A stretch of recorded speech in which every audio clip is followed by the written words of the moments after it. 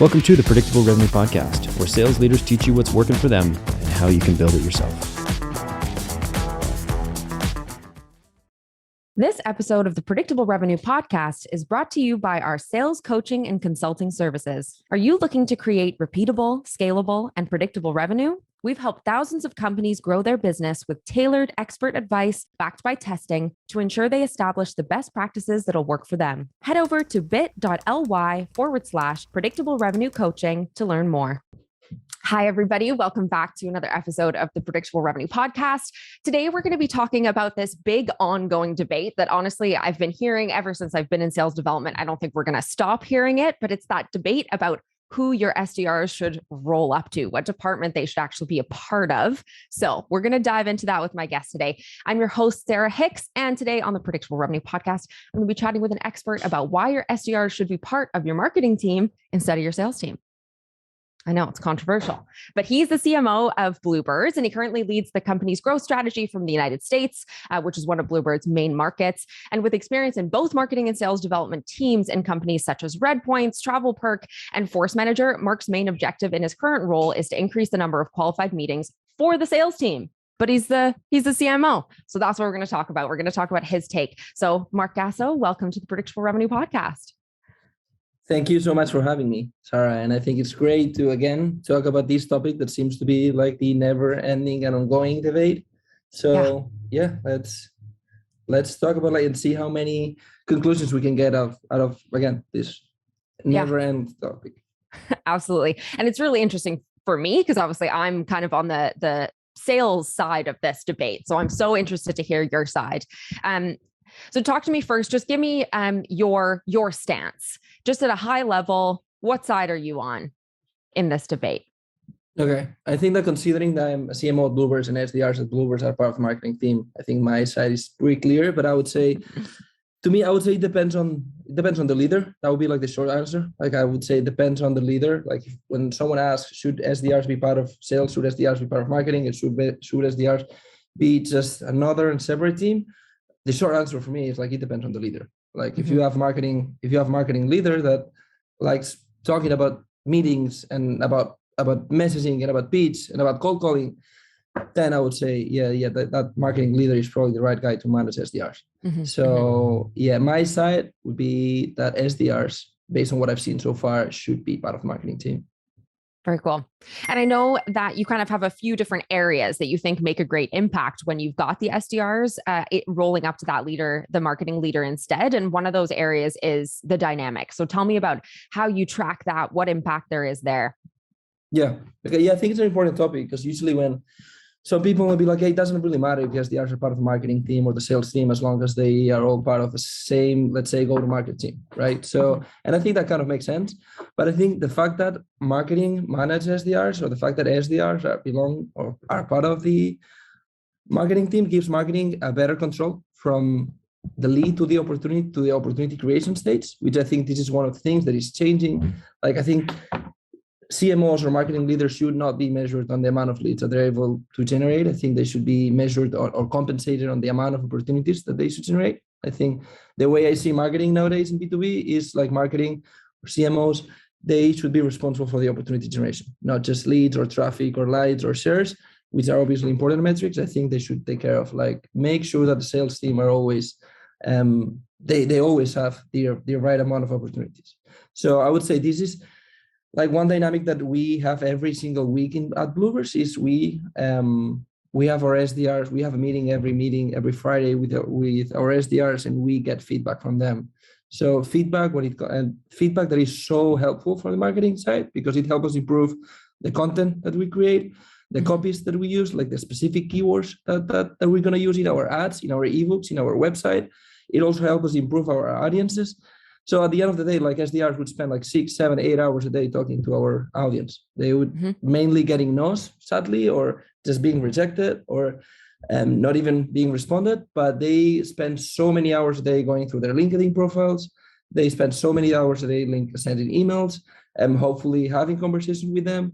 And I think sometimes marketing people are just too obsessed on like having dynamics like brainstorming and stuff like that. And I think the best content that you can ever create is by asking your sales team. They're the ones who spend a lot of time every day, every week talking to their audience. So one dynamic that we have at Bloomers is a 30 minutes chat every week where SDRs will give us feedback. And again, as I said, like feedback that will help us create better content, feedback that will also help us create better copies, like understanding new keywords, and also maybe finding new personas that we, from the marketing side, might not know.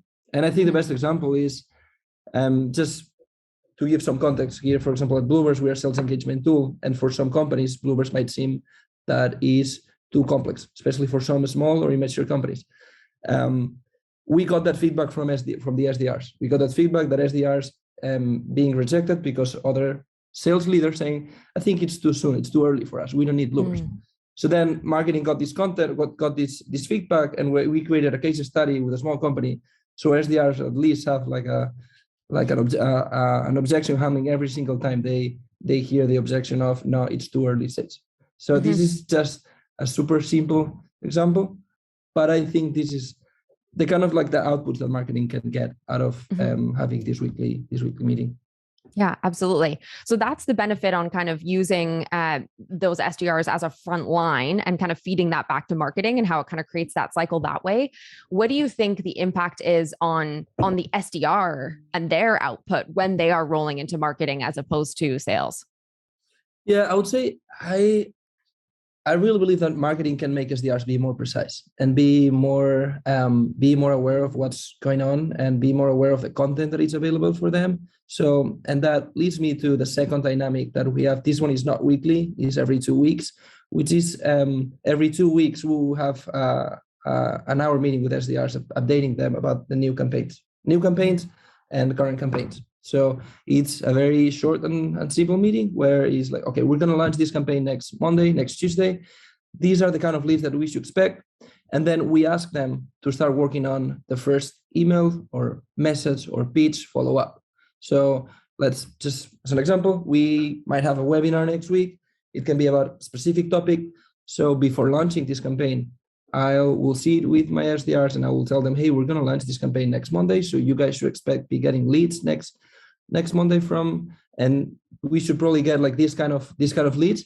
So you guys can start working on the best follow-up. So I think that, first of all, I think that makes SDR more precise and you can avoid this like poor follow-up or of, hey, I saw you downloaded one of our content, you want to have a chat, so that I think that avoids this poor follow-up, I would say. And we help them build like the best follow-up. Sometimes what they need is like the second part of if we launch an ebook, sometimes what we do is, okay, like maybe the follow-up, I'm going to give you a second part of the ebook so you can reach out to this guy and be like, hey, I saw you downloaded this ebook. I saw you downloaded this case study. We have the second part of the ebook that is exclusive and it's only for people who have previously downloaded. Here you have, let me know what you think. Again, this is just another example, but long story short, I would think the main output that SDRs can get by being part of the marketing team is like they can be more precise and they can be more informed about the content, and they can also actually sometimes SDRs are the ones who tell us what to do, what to create, what the best copies that we should use. So I think being part of our team, it's easier for them to be that close. That's interesting. And something that's kind of coming to mind as you're talking about this is one of the things that we see a lot with sales teams that, the sales development, the SDRs roll up to the sales team and the marketing is this kind of separate silo, is marketing generates a lot of content that is gated content and generates a lot of those MQLs, those marketing qualified leads. Not the true inbounds, but kind of what you're talking about, like downloaded a case study, downloaded an ebook, attended a webinar. And I see time and time again, those go to waste because the SDRs are so busy focused on outbound that they don't really know what to do with the MQLs, or they don't do anything with the MQLs is also equally common. But if you've got your SDRs rolling up under marketing, then their primary focus can be the MQL, and the MQL has engagement. Like that is a stronger, warmer lead anyway, in a lot of cases than outbound. But when you've got people rolling under sales, they often kind of go to waste. So you've converted me just a little bit on that particular point. Yeah, totally. No, and I think usually people see only like inbound and outbound. Like inbound is easy, outbound is more difficult. Like, but if you understand an inbound someone asking you like a pricing, or someone like asking you for a demo, or someone asking you for more information about your products/service, then yeah, okay, I agree. Like these kind of inbound are easy. But then I think the reason why these things that you said happens, the reason why I think some SDRs might just focus on outbound and forget about like inbound, like leads, understanding inbound now as content, or content mainly, is because I think sometimes they don't know how to reach out to them. And I think like what we try to do here, at least here at Bloopers, and is creating content that segment your audience. Just again, just to give another example, a recent ebook that we created was how to onboard new SDR, how to onboard remote SDRs. We believe that obviously if someone registered for a webinar that is called how to onboard remote SDRs, is probably, first of all, someone that has SDRs, probably someone that is growing. That's the reason why they are concerned about how to onboard new SDRs. And also at the same time, probably someone who has remote SDRs, right? Only with this title, we have a lot of info. So what we try to tell to SDRs is, hey, just use this information that you have, because it's going to be so useful. Like if you're going to reach out to people that have downloaded an ebook called How to Onboard Remote SDRs, you have a lot of info. You probably have a lot of info. You know that they have remote SDRs. You know that they're probably growing. You know that they're probably concerned about how to improve the onboarding process. So once they have all this information, I think SDRs might see midbound leads in a different way. Like that, they can say, okay, it's actually great value. Like it's not outbound, it's not a direct request, but I have some info that I can use. Maybe I can follow up with another piece of content now that I know that they're interested in that particular topic. So yeah. And also I think, and this is how we have it here, I think it's also important that as soon as you have like a considerable amount of inbound leads, maybe having one or two, or like a dedicated SDR, dedicated team just taking care of inbound leads. So they become kind of like experts, or like inbound SDRs experts. I know that some companies would have like the junior SDRs taking care of inbound, right, and then senior SDRs taking care of outbound. I think that makes sense too. But I wouldn't say that midbound leads, understanding midbound as the ones that download content, are easier or more difficult than outbound. I just think that they just need to be considered as differently. Not easier, maybe not harder, but I think they just need to be considered different. Yeah, I think that's a good point. And something else you mentioned there is that when your marketing team is building content through that lens of, okay, my SDRs are then going to reach out, then it helps inform what you're saying, where you're building the content that's segmented. Because otherwise, if marketing's completely separate, maybe they're just going like, how can we get as many leads as possible? Exactly. Let's build content that's like appeals to everybody, but then it's that much harder to capitalize on them, because you're going to have to personalize every single message or something when you're trying to reach out and follow up. Okay. Very interesting.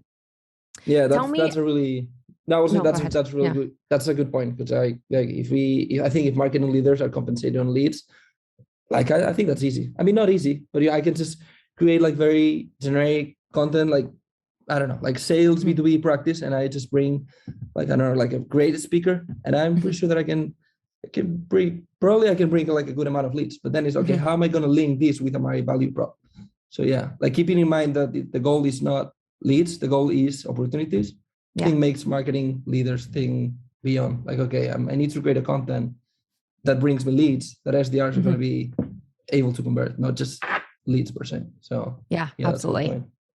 Okay, well, talk to me a little bit more about how you align the kind of goals then, because obviously traditionally marketing's got that leads goal, sales has got a revenue and an opportunity goal. So how are you making adjustments to make sure that people are kind of, their target is similar, or what are the changes that you make there? When it comes to compensation, I guess like even before diving into compensation, like just the goal, like what is marketing's goal? Yeah, in this context, Yeah, I would say that, as I was saying, I think that marketing, it obviously depends on the role, because I don't think that like a graphic designer or a content manager should have the same goals as a demand gen manager, like a PPC manager. But overall, I would say that marketing should be measured on like meetings or opportunities, but not just leads. Obviously, if you are like an SEO manager, your goal is probably traffic. But like overall, I would say at least for like demand gen profiles or like PPC manager campaigns, I think they should be compensated and measured on meetings and opportunities. And I think what this makes is that If I'm a PPC manager and my goal is to generate opportunities, first of all, as you said, I want to make sure that the leads that I bring are going to be easy to convert. But what I think is more important is that it makes everyone within the organization keep the eyes on the lead. So if I'm a PPC manager and I log into my CRM or my sales engagement and I see one lead that was generated 3 days ago and it hasn't been touched, I'm probably going to go and ask the SDR, hey, what happened? Right? Like I saw this lead, but it has only one attempt, and it's a great lead. You should go and say this, or you should go and say that. So I think it kind of makes the whole marketing organization aware that the goal is not leads, the goal is about generating opportunities. So, but it obviously depends. I think that probably like being fair when compensating marketing is very difficult. I've seen some organizations that marketing has no compensation, like variables. They have like a base salary, and that's it. And I can see it, like I understand, but I think this is changing. I think this is changing a lot. And I think that the closer marketing is to revenue, the better for the whole company. I think it's good for marketing. I think it's good for sales, and I think it's probably good for the whole organization. But I know that there are still some marketing people that might not be very happy about that. And I think it might make sense for some specific roles, like, I don't know, like graphic designer, for example. I don't think there's much they can do to make the organization generate more opportunities. Yeah. Okay. Well, then, diving further into compensation, how do you manage that across the marketing team?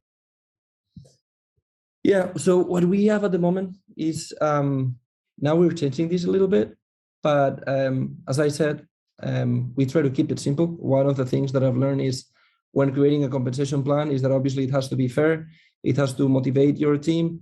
It has to make your team go beyond expectations, but also it has to be simple if possible. Because something that I know that happens is that you start working on a compensation plan and you end up being every single month spending 10 hours a month just to make sure that everyone is getting what they got. So I think that one thing that is important is work in a compensation plan that is going to be easy for you, at least at the end of the month, to track. Because I see some companies being like, we're going to be compensated on opportunities based on source, based on company size, because maybe some of these opportunities might be influenced, but some of these companies might be created or sourced. So one thing that I would say is important to keep in mind when compensating marketing is just try to make it simple. Because I think usually it's kind of simple to compensate salespeople because you generate that amount of money or you generate that amount of opportunities. This is going to be a compensation plan. But then when it comes to marketing, it's not that simple. And I think here one point that is important to mention is that depending on the company that you're working for some, especially if you're going to enterprise, if you're going to tier one, maybe it's not that much about generating ops, but it's more about influencing existing ops. Because if you're going to enterprise, if you're selling your product or service to enterprise, maybe in a few years of prospecting and selling, you probably have every single target company in your database. Because if you're selling to enterprise, there are not that many companies. So as soon as you have a sales team actively selling, you probably have them all in your database. So there's nothing marketing can do when it comes to lead gen or opportunity gen. So I think in this case, if that's the case, I think it's important to have a compensation plan that is based on influence. That, how many opportunities has marketing influence before the closing, for example, or how many leads has marketing influence before the meeting. So it makes everything a little bit more complex, to be honest, but I think it's necessary because otherwise it might seem like, marketing is doing nothing because they're not generating new leads, they're not generating new opportunities, and that's simply because the company has them all already. So I think when this happens, I think it's important to work in a compensation plan that keeps in mind how marketing is influencing existing opportunities and existing leads. That makes sense. So do you think, what are the kind of ways that you see marketing influencing and kind of moving those deals forward, progressing those deals? Yeah, I'm going to use another example from another company. In my previous company, Redpoints, long story short, is a software that removes counterfeit online. It's mainly focused on enterprise. They would work for companies like Nike, Adidas, Chanel, Lego, the toys company. So I'm just using that last example, Lego. Lego is a huge toys company. And we got to the point that maybe in our CRM, we had more than 30 existing leads within the same company. So the company was already created. There was plenty of opportunities already created in the system. There were several people working on those opportunities.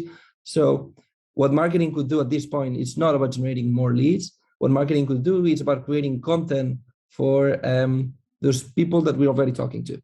So for example, we realized that for a company like Lego, one of their main concerns was the fact that they had a huge legal team. And they were like, okay, why am I going to use a software to remove counterfeit if I already have a team of 15 lawyers that are taking care of removing counterfeit? So then marketing created a content comparing how other companies would use software instead of lawyers, and why is it better, why is it cheaper, and why the change can be so smooth. This is just an example. But then another example, not just in one particular company, is that we realized based on SDRs and account executive feedback that some opportunities might be stuck at the same point. And when I say at the same point, might be, for example, comparing my solution with other competitors. So then at this point, what marketing can do is maybe create a table comparing the different features that some competitors have compared to what I have. And this is content that that marketing can create for the SDRs and for the account executives. So, I mean, we can get into like the small and specific details, but I think these are things that might be difficult. I think the challenge here is that some of the things might be difficult to track. So, because it's difficult to track how marketing is actually influencing an opportunity if they're not actually submitting a form, because you can track the activity of a form submission. But what happened when an account executive just sent the video or they send the content? These are some of the things that can make this a kind of compensation plan based on influence kind of difficult. So what we usually do is like there are a few like tech tricks that can be used, but I think it's important to spend some time creating a system that that tells you if marketing is actually influencing opportunities or not. Because otherwise you might be thinking that marketing is doing nothing and maybe it's actually helping a lot. Because what we used to do, for example, here at Bluebirds, we don't sell to enterprise, but we try to keep track of that all the time. And we actually realized that we don't have many opportunities that are closed without the influence of marketing. At some point, they're gonna need some stuff. They're gonna need, okay, I'm gonna need a case study. And then even before accepting the meeting, I'm just gonna go through your website. I kind of like audit your content. I might want to download a few stuff. And then, maybe before maybe accepting the deal, I might need to go through your G2 profile, or I might need, I don't know, some stuff. So we realized that by being able to measure that, we realized that, that we don't have many opportunities that have been closed pure outbound. Like an SDR calls, gives a cold call, the guy accepts the meeting goes well, 2 or 3 more meetings, and boom, deal closed. This doesn't happen that much. I think like nowadays the prospect needs a lot. They need content, they need to compare, they need to see, they need videos, they need references. So I think this is how marketing can help, especially in these markets where a solution is selling to enterprise. Absolutely. What do you think about, I guess one of the biggest friction points in kind of B2B sales development is that handoff between the SDR and the AE. And what can kind of help with that is obviously if they have the same leader and somebody is kind of, building a strong process, building the templates, ensuring that handoff is really smooth. So what do you see when that handoff is coming, it's sort of going marketing to sales at that point? If the SDR rolls up into marketing, how do you make sure that piece of the process is really smooth? Yeah, I think it can create some, what I call like healthy fights. I think that the fact that SDRs are in the marketing team and not in the sales team can create like some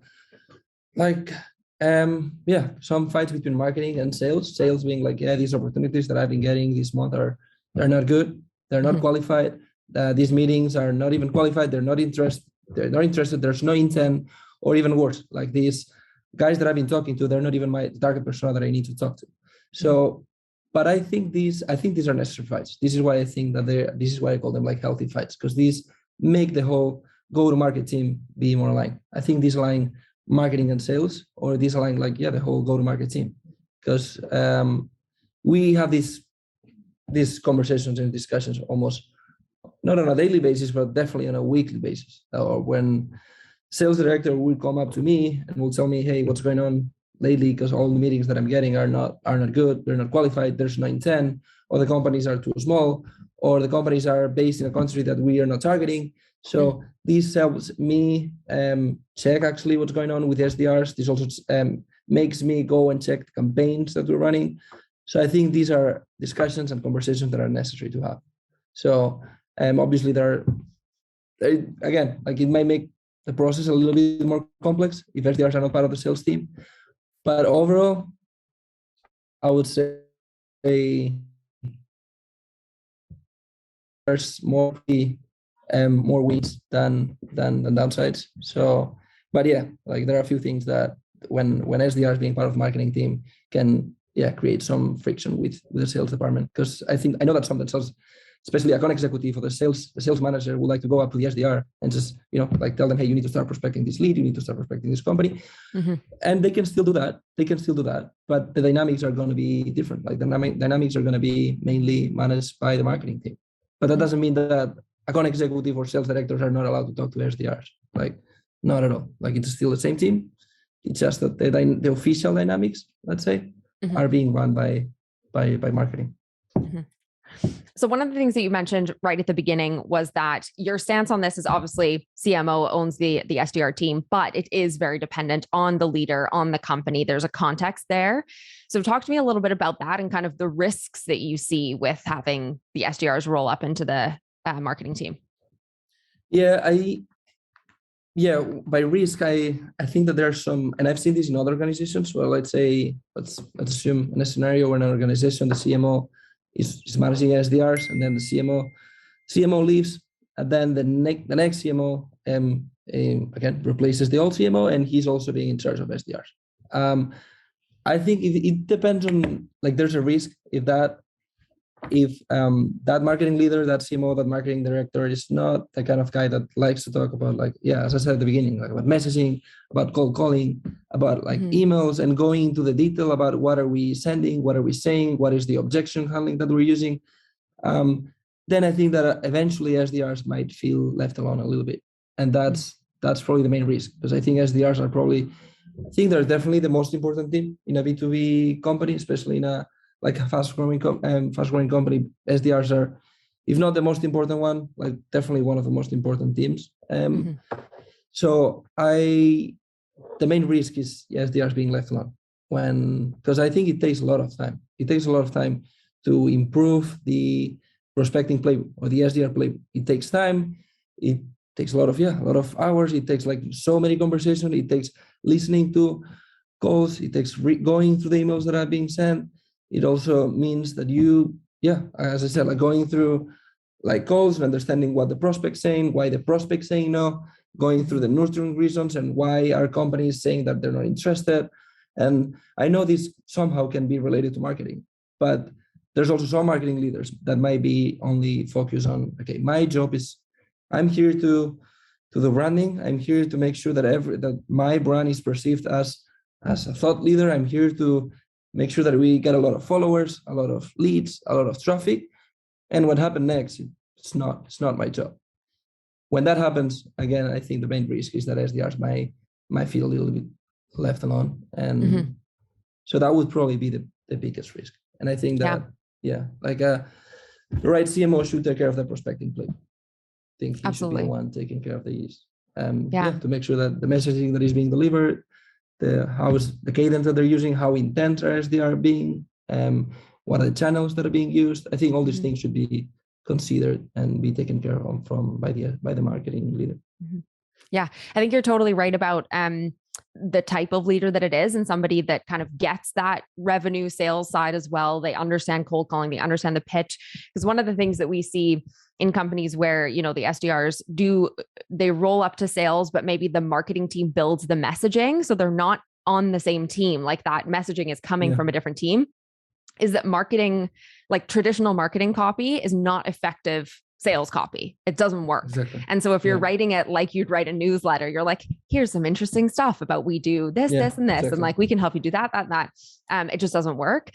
But if you've got that, like yourself, somebody that's been in the sales and the marketing side and understands, or just somebody that understands their ultimate goal is the opportunity and the revenue, that helps that copy be much more sales development focused. Totally. And like, you can recognize that there's a distinction when we write our copy. for, content, that's one thing. We write a case study, that's one thing. Our newsletter is one thing. And then the sales development stuff is something else. Totally. Yeah, actually, I think that marketing can get like inspired by copies that SDRs send and not the other way around. I don't think as sometimes like the main problem when SDRs try to use the pitch that they see on the website is that they're not going to be understood. And that's the problem that I keep saying, like, especially when cold calling, especially when you're doing outbound, like you need to keep in mind that they're not gonna pay like 100% of attention to what you're saying. They were not even expecting your call. Why would they like just get ready and focus to what you're about to say if they'd even ask for that call? So at least, like the worst thing that you could do is just say too many complex things that they're not going to understand, because that's something that from the marketing point of view, and that's probably something that I do and that we do and we need to improve, is that we try to sound very cool and fancy, and it's better to be understood. Like instead of like using, we all end up using the same words, like the tool that will help you improve your performance. So some words these are not the words that people would use in a normal conversation.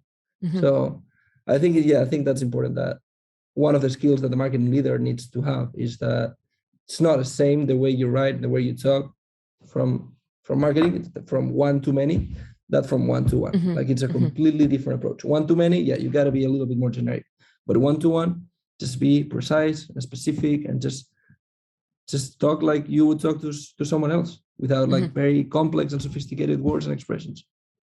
Yeah, absolutely. Very interesting. Have you ever worked for a company that has transitioned from like a sales owned SDR team to the marketing owned? Yeah, actually. Yeah. How does that go? It's not easy. So I would say it's not easy at all. Again, as I said, like, I don't want to say that SDRs being part of marketing always works and is the only way. Because as I said, like there are so many things to keep in mind. I think one of the things is the leader, but other things is like the market you're in. Like it's not the same selling to enterprise than selling to SMBs. It's not the same selling a very innovative product than selling I don't know, maybe like a super old school service. So there are some things that needs to be considered before deciding if it makes sense or not to have SDRs part of the marketing team. But I would say transition is not easy at all. I'm not saying that it should be done, but I would say if SDRs are part of the sales team and it's working, maybe just keep it like that. Because if you're just getting started, or if SDRs are being like part of like no team, they're being like kind of in the middle, in that situation, then I would say, just go and make SDRs be part of the marketing team. But if SDRs are part of the sales team, if you're reaching target, if you're getting results, if everyone's happy, I would say maybe it might make sense to keep it that way. Because again, I think these transitions are hard for everyone. It might be not easy, especially when we talk about like organization with more than 20, 30 SDRs. It's not going to be easy, but if results are not getting there, and I think this may be an opportunity. Yeah, I think you're totally right. Even from kind of a logical perspective, if you're thinking about the customer journey, and marketing's job is to create that first touch. So to SDRs, like that totally makes sense. Like marketing focusing on kind of the beginning of that customer journey, and then sales job is to take that, run with it, move it down the pipeline and close it. Exactly. I think it totally makes sense. So if you're in that opportunity where you're building a team from scratch, or you've got a couple of kind of floating SDRs that don't really have a leader, just consider if it makes sense in your market with the type of leader that you've got on the marketing team to have them on that side. Yeah. Like you've said, all these ways it'll impact the whole org, right? Like it's not just the SDRs that perform better. It improves everything if it's really cohesive and interesting. Yeah. And there can be like, I guess there are different levels of transitions. Maybe, I don't know, maybe there's no need to change the whole thing, the whole organization. Maybe you can start by just having marketing being involved in more sales development dynamics. Maybe you don't need to change the whole thing, like from one day to the other. Maybe you can just have like a very smooth transition where like, SDRs start having some weekly meetings with marketing, where marketing gets some, as I was saying, like some feedback from SDRs, and then at some point it might make sense to be okay. Now like, we're going to make it efficient. Now SDRs are going to report to marketing. Now marketing is going to be measured on ops. But I'm not a big fan of making big changes when things are working. So I would say that probably like one of these kind of a smooth transition might make sense at this point. Or like you were saying, the potential to have those people that are dedicated to speaking to the inbound or like the midbound is what we call them. That might make sense. Like if you're growing your SDR team, why not, instead of, hiring more dedicated outbound prospectors, why don't you have one person come in that's on the marketing team that goes after the MQLs, and then you're capitalizing more on that. You're getting more out of your marketing spend, and you're still growing that SDR org, but that might be a little taster of having it go under the marketing team. Yeah, I think if anything, I would say the pushback is probably from the marketing side, not from the SDR. If there's any pushback, I would say that if there's an organization where just marketing is not part of the, marketing is always going to be part of the revenue team. But if there's an organization where marketing is not being compensated on ops because they don't own SDRs, I would say if there's a pushback when moving to an organization where SDRs are part of marketing, it's probably going to be from marketing, because there's probably going to be like, I'm already being compensated on leads. That's easier. Like, I'm doing my job. I'm doing what I have to do. So I don't think SDRs would. I think, again, as I said, I really believe that for SDRs I think it's beneficial for them. So if there's any pushback, what I've seen so far, it's usually from marketing, not from SDRs. Makes sense. Well, I think that's a perfect place to wrap it up. We've kind of talked all the way through all the benefits that it has, talked about the right type of leader, talked about if you are going to make this switch, how to do that in a smooth way. If people want to learn more from you, Marc, if they want to get in touch with you, where can they do that? I would say LinkedIn, probably.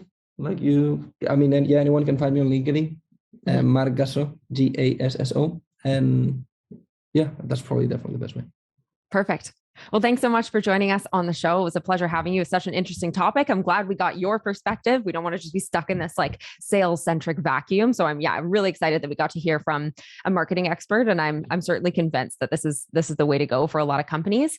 And thank you to all of you for joining us on another episode of the Predictable Revenue Podcast. Please, if you haven't already, hit the subscribe button on YouTube so that you can be notified each week when we have great guests joining us like Marc, chatting about sales, marketing, everything in between, just the things that are going to help you grow your revenue, which is the ultimate goal. So we'll catch you again next week. Thank you. Thank you. Bye.